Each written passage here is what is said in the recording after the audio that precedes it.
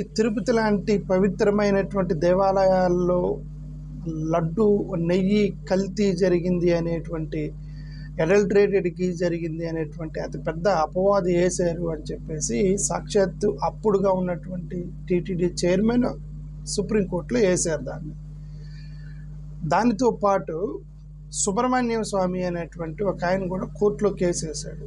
కోర్టులో కేసు వేస్తే సుప్రీంకోర్టు చాలా తీవ్రమైనటువంటి పదజాలంతో హెచ్చరించింది.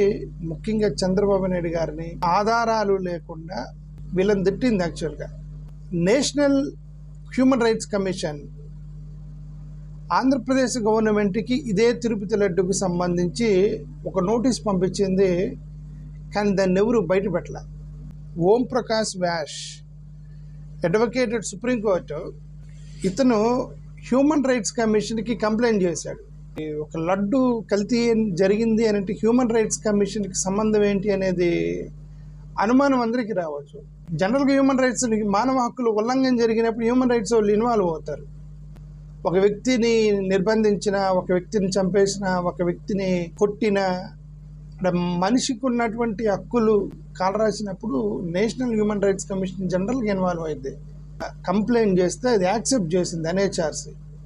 ఎందుకు యాక్సెప్ట్ చేసిందంటే అదే భక్తుల యొక్క మనోభావాలతో రాజకీయం చేయడం అనేది మానవ హక్కుల ఉల్లంఘన కిందకే వచ్చింది. ఎందుకంటే ఇప్పుడు ఆ లడ్డు తిన్న వాళ్ళు అది పవిత్రంగా భావిస్తున్నప్పుడు అది తింటే ఏదో మంచి జరిగిద్ది, దేవుడి దగ్గర పెట్టినటువంటి ప్రసాదము అనేటువంటి ఆ భావనలో ఉన్నవాడిని సడన్గా కల్తీ జరిగింది, దీంట్లో బీఫ్ మిక్స్ అయ్యింది, పంది మాంసం మిక్స్ అయ్యింది అని ఇట్లాంటి విపరీతంగా నోటికి ఏదొస్తే అది ప్రచారం చేసేసరికి చాలామంది భక్తులు అంటే మానవ హక్కులు కిందకే వచ్చిందని తీసుకుంది అది ఎన్హెచ్ఆర్సీ.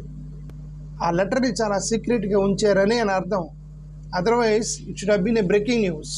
అనవసరమైనటువంటి ఆరోపణలు చేస్తే అన్నిటినీ చేయలేము. ఏదో ఒకటి మనకి తిరిగి కొట్టిద్ది, ఏదో ఒకటి తిరిగి దెబ్బ కొట్టిద్ది. అది వీళ్ళకి ఒక లెసన్ లాంటిది. Thank you.